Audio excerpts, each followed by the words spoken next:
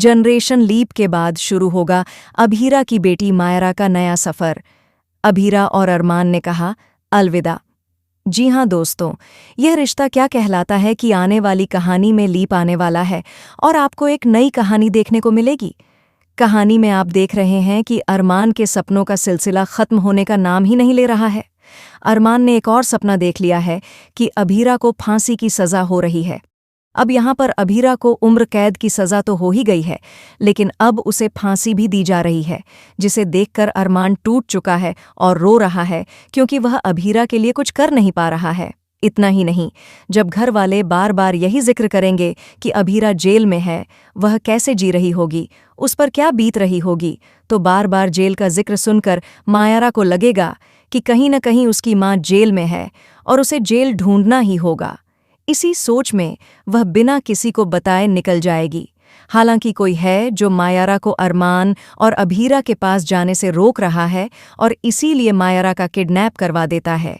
वहीं अब अभीरा के साथ बहुत बड़ा हादसा होने वाला है। जी हाँ, खत्म होने वाली है अभीरा और अरमान की कहानी अपनी बेटी को बचाने के चक्कर में।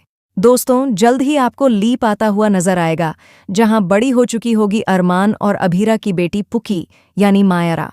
जी हाँ दोस्तों, नई कहानी की शुरुआत मायरा से ही होगी। इसमें आपको मायरा का नया सफ़र दिखाया जाएगा जो अरमान और अभीरा से बहुत दूर होगा।